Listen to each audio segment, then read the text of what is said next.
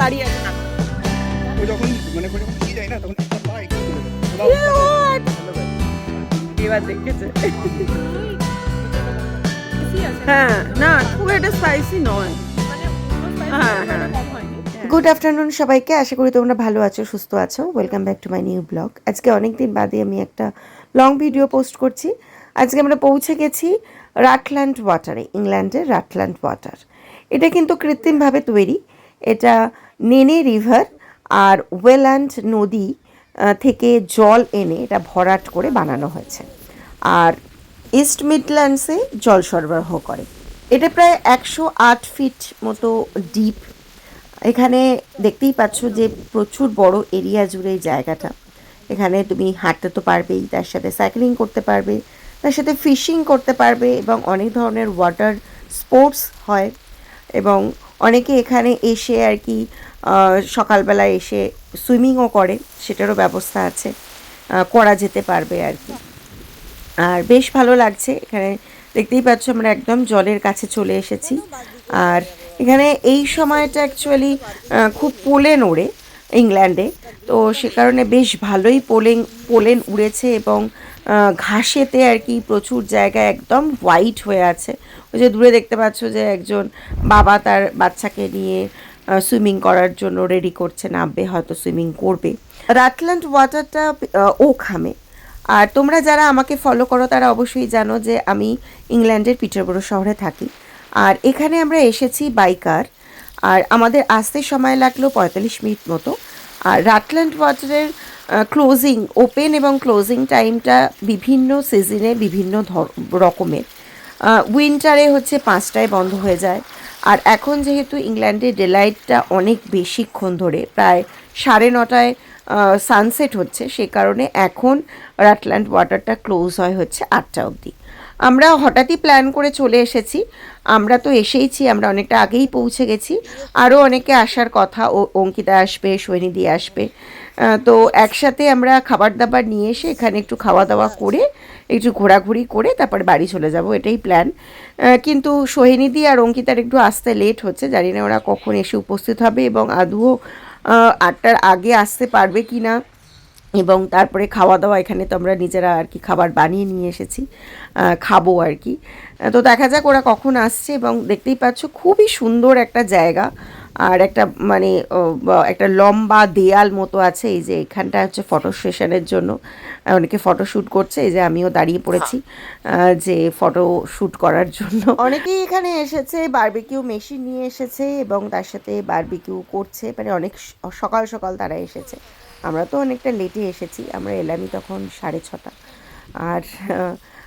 আর ওই জন্যই আমরা খাবার নিয়ে এসেছি, যে এখানে এসে একটু গল্প টল্প করবো, একটু ঘোরা বেড়াবো, আর তার সাথে ফটোশ্যুট তো আছেই, তার সাথে একটু খাওয়া দাওয়া করে তারপরে বাড়ি চলে যাব। জলের ধার বলে প্রচণ্ডই হাওয়া দিচ্ছে, দেখতেই পাচ্ছ, খালি খালি চুল উঠছে। তবে আজকে কম্পারেটিভলি হচ্ছে সেভাবে ঠান্ডাটা নেই, না হলে তো ইংল্যান্ডে সে জলের ধারে আসলেই হচ্ছে এতই চিল্ড হাওয়া দেয় যে কেঁপে মরে যাই। তো আমি তো সোয়েটার পরিনি, দেখতেই পাচ্ছ। আর তার সাথে মিঠাই একটা হালকা উইন্ডচিটার পরে আছে। আর এখানে এটা একটা ডিফারেন্ট জায়গায় আমরা চলে এসেছি, তার কারণ আমি মাটিতে বসার জন্য ম্যাট আনতে ভুলে গেছি।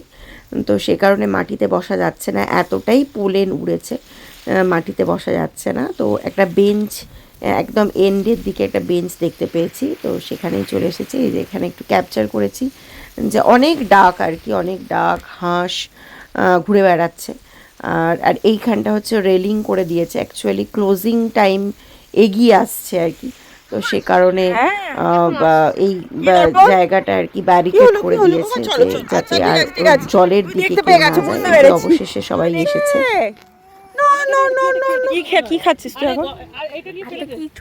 ক্রোসান্ট।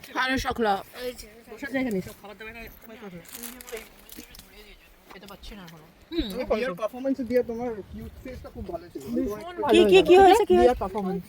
কোন পারফরম্যান্স বুঝতে পারছো না? ও আচ্ছা, তুমি নিজে এই ডাইরেক্ট করলে। বলো, হ্যালো, তুমি কিছু বলো, তুমি খেয়েছো কিছু? ব্লগে হাই করে দাও, হ্যালো গাইস বলে দাও। দেখছেই না, এই যে এদিকে দেখো, হ্যালো গাইস, এবার দেখেছে। ভেতরে একটা বড় প্যাকেট উড়ে গেছে। খেয়েছিস? পেট ভরেছে? আরো চিকেন নাগেটস খা। তুমি কি খাচ্ছ? আরে এত কিছু ছেড়ে মিষ্টি খাচ্ছ? শান্তনুদা কোথায় গেল? শান্তনুদা কোকোনাট ওয়াটার নাকি?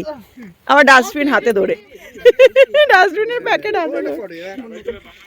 এই আমি কিন্তু এটাতে ইয়ে দিইনি, চিলি দিইনি, কারণ বাচ্চাদের জন্য। কিন্তু চিলিটা একটু কেটে আনলে ভালো হতো। না আমার একটু ভালো লাগে। স্পাইসি আছে। হ্যাঁ না, খুব এটা স্পাইসি নয়, মানে অন্য স্পাইসি কম হয়নি। হ্যাঁ মানে ইয়ে আছে, তেঁতুল আছে, তারপরে তোমার চাট মশলা। স্ন্যাক্সের মতোই খাবার দাবার আনা হয়েছে। আমি এনেছিলাম তোমার আলু ইয়ে কাবলি, পুড়ে গেছে। আর সোনি দিয়ে এনেছে রেডিমেড চিকেন নাগেটস, আর তার সাথে কোক, জুস, আর তার সাথে অঙ্কিতা এনেছে ক্রোসান্ট, চকো ব্রেড, আরো অনেক কিছু, এবং প্রচুর খাবার দাবার। দেখতেই পাচ্ছ আমরা মানে ওরা আসতেই আমরা খাওয়া শুরু করে দিয়েছি। লিটল ওয়ানের জন্য কিন্তু স্ন্যাক্স এসেছে, মা এনেছে কিন্তু মনে করে। সেটা হচ্ছে নুন ছাড়া ফ্রেঞ্চ ফ্রাইজ। হ্যাঁ আলু ভাজা। দেখো এত পোলেন উঠছে না। লিটল ওয়ান তোমাকে কতজন এন্টারটেইন করার জন্য দাঁড়িয়ে আছে দেখো। ও যখন মানে যখন নিয়ে যায় না, তখন একটা পা এখানে তুলে দেয়। বাবা, ওই পাটা ওখানে তুলে আচ্ছা তুলতে হবে, আমরা সবাই দাঁড়িয়ে আছি, তোমাকে বসিয়ে রেখেছে প্যারামে। হ্যাঁ সোহিনীদি আর অঙ্কিতারা এলোই তখন 7:30 বেজে গেছে। তো তাড়াতাড়ি করে আমরা ওরা আসার পরেই খেয়ে নিলাম। খাওয়া দাওয়ার পরেই ওরা আর ঘুরে বেড়াতে পারেনি, এখানেই এখন ফটোশ্যুট চলছে। তারপরে এখন বাড়ি যাব, আর সন্ধ্যাটা বেশ ভালোই কাটলো।